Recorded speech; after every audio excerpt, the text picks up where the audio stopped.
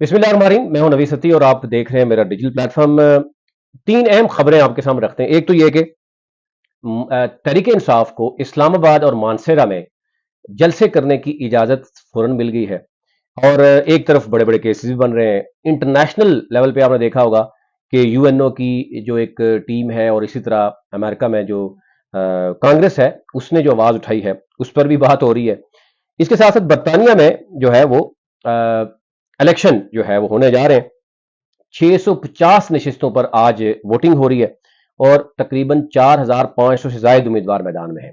इस पर भी बात करेंगे और इसके साथ साथ अगेन एक और जो है वो बजट का झटका जो है वो आवाम को लग रहा है।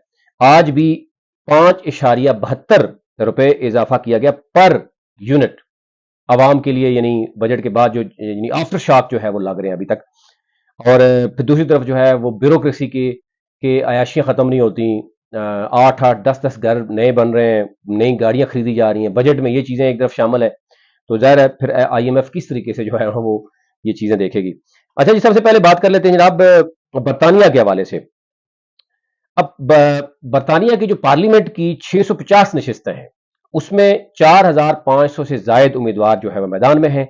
आज यानी सुबह 7 बजे से लेकर रात 10 बजे तक जो है वो वोटिंग वहां पर जारी है और जो रिजल्ट आएगा वो आपके सामने रखते हैं। जो जो वहां पर पॉलिटिकल पार्टीज है वो आपके सामने रखते हैं। बरतानिया के गुज़िश्ता जो इंतखाबात में 15 ब्रिटिश पाकिस्तानी भी जो है वो कामयाब हुए थे। ज़ाहिर है उस पर फिर बात होती है। आज रात को भी इस पर बहुत सी बातें होंगी। इसमें इस वक्त जो हिस्सा ले रही हैं पार्टीज उसमें लेबर पार्टी है, कंजर्वेटिव पार्टी है, लिबरल डेमोक्रेटिक पार्टी है, स्कॉटिश नेशनल पार्टी समेत जो है वो 5 मजीद पार्टियां भी छोटी जैसे होती, किसी की एक सीट भी होती है। हमारे यहाँ जैसे शेख रशीद साहब की हैं या दीगर पार्टियां हैं जिनका एक ही सीट होती है, उस पर वो इलेक्शन भी लड़ते हैं। तो इसी तरह इस दफा भी बहुत से पाकिस्तानी निजात जो है वो इलेक्शन लड़ रहे हैं। तो रिजल्ट आता तो आपके सामने रखते हैं। तो यूं यूके की 650 जो नशिस्तें हैं उसमें 533 जो है वो इंग्लैंड की हैं, 40 वेल्स की हैं, 59 जो है वो स्कॉटलैंड की हैं और 18 शुमाली आयरलैंड की हैं। तो यूं 650 टोटल नशिस्तें हैं। आज सुबह 7 बजे से लेकर रात 10 बजे तक बगैर किसी वक्फे से जो है वो वोटिंग जारी है और इसका नतीजा जो है वो कल 5 जुलाई को जो है वो आ जाएगा। उसके साथ हम आपके साथ पूरी डिटेल रखेंगे कि किस पार्टी ने कितना लिया, क्या सूरत रही। और इलेक्शन ज़ाहिर है आपको पता है एक बात होती थी इलेक्शन अर्ली कैसे हो गए, लेकिन ज़ाहिर है वहां की जो डेमोक्रेसी है वो एक जो उनकी रवायात हैं वो उस पर कायम रहते हैं।